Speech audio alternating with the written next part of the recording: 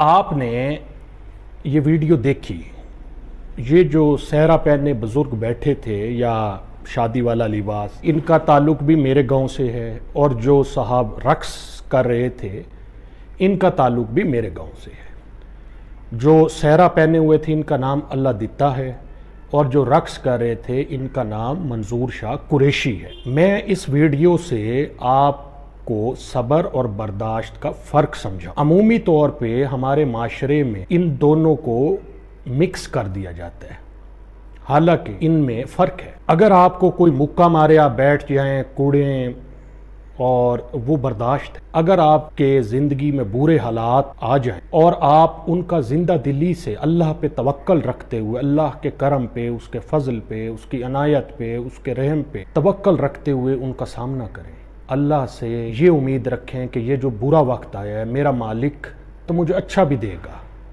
अगर ये बुरा वक्त अल्लाह ने ये छोटी मुसीबत दे के मुझसे बड़ी मुसीबत को टाला है, मेरा वादौला शरीक अल्लाह तो मुझसे 70 माओं से ज़्यादा प्यार करता है। ज़रूर मुझे एक के बदले जो मुझे वक्ती तौर पे एक का नुकसान है, मुझे 10 और देगा, मुझे 100 और देगा। ये है सब्र। मैं इन बुज़ुर्गों की ज़िंदगी से आपको ज़रा समझाता हूँ। ये जो सफ़ेद दाढ़ी वाले रक्स कर रहे थे, इनकी आप कह लें कि पूरी ज़िंदगी की जमा पूंजी कुल 1.5 लाख रुपए थे, जो इन्होंने अपने करीबी अजीज़ को दिए हुए थे। ये दिल के आर्जे में मुब्तला हैं और ये भावलपुर बीवीएच जाते हैं हर 15वें दिन बाद या महीने बाद या जितने दिन बाद भी जाते हैं, ये अपने चेकअप के लिए जाते हैं। उसके लिए ये अपने करीबी अजीज़ को इन्होंने 1.5 लाख रुपए दिए, उनसे 2000 3000 या जितने भी ये लेते थे कि मैं वहाँ सफ़र पे जाऊँगा, मोटरसाइकिल में पेट्रोल डलवाऊँगा, अद्वियात ख़रीदूँगा तो मेरे लिए आसानी होगी, मैं इस उम्र में कोई कारोबार नहीं कर सकता। इनके 2 बेटे हैं, दोनों इनसे अलहदा रहते हैं। एक इनका नवासा और एक ये, पूरे घर में ये 2 अफराद रहते हैं। इनकी ज़ौजा का कुछ अर्सा पहले इंतकाल हुआ। कुछ यूँ कि जिन साहब को इन्होंने पैसे दिए हुए थे उनका एक्सीडेंट होता है और वो उसमें वफ़ात पा। ये जाते हैं उनके बेटे के पास कि मुझे मेरे पैसे दीजिए, आपके वालिद के पास थे, और इत्तफाक से उनकी वफ़ात से एक दिन पहले मेरी भी फ़ोन पे बात करवाते हैं जिनसे उन्होंने पैसे लेने थे और उन्होंने आना था उसी दिन जिस दिन उनकी वफ़ात होती है। उस दिन बारिश आती है और उसी बारिश के दौरान हमें कॉल आती है कि जी उन साहब का एक्सीडेंट हुआ है। थोड़ी देर बाद हमें मालूम पड़ता है कि उनकी वफ़ात हो गई।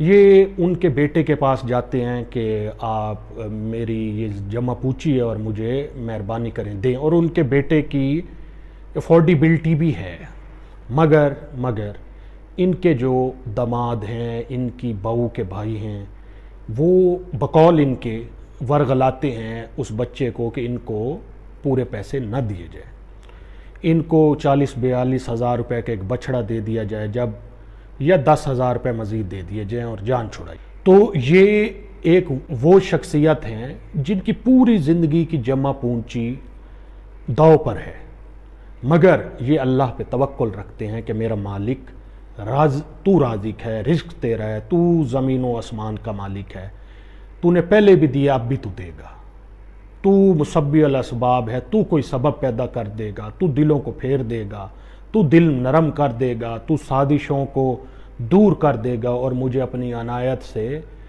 मेरा जो पूरी ज़िंदगी की जमा पूंजी है वो दे देगा। अब इनके अमल से वो देखें ये किस तरह खुश हैं। अपने जो दोस्त हैं जिन्होंने सहरा बांधा हुआ है उनके साथ उनके मुंह पे हाथ लगाते हैं, वो गुस्से होते हैं, नाच रहे हैं, यानी इनकी जिस्म की इस हरकत से आपको महसूस ही नहीं होता कि ये किसी तरह परेशानी में मुब्तला है।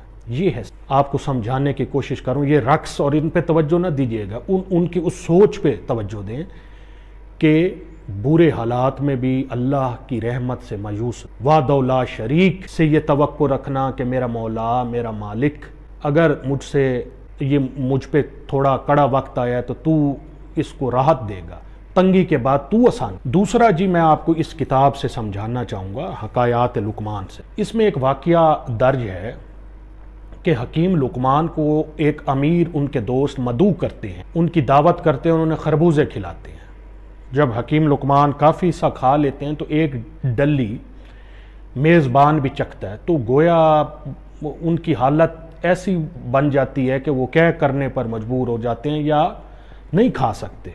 तो वो पूछते हैं कि ये हकीम साहब, ये आपने कैसे खाया? हकीम लुकमान उनको जवाब देते हैं कि मुझे हया आती थी कि जब आपने मुझे कई मरतबा ज़िंदगी में अच्छी चीज़ें भी अनायत की, अच्छी चीज़ें भी खिलाई हैं, तो अगर एक मरतबा कड़वा खिलाया है तो मैं क्यों नाशुक्री करूं। इसी तरह अगर अल्लाह ताला ने हमें हज़ारों नेमतें, हज़ारों अच्छा वक्त दिया है, अगर थोड़ा सा बुरा वक्त वो भी हमारी बेहतरी के लिए, हमारे मज़ीद वक्त को अच्छा करने के लिए, या हमारे किसी बुरे अमल के नतीजे में आया है, उसमें अल्लाह का कोई खुदा न खास्ता अल्लाह ने हम पे ज़्यादती नहीं की, हमारे किसी गुनाह को धोने के लिए आया है, तो हम उसमें अल्लाह की रहमत से मायूस न हो। बर्दाश्त यानी कि भी आपको हमने बताया है, सब्र का भी बताया है।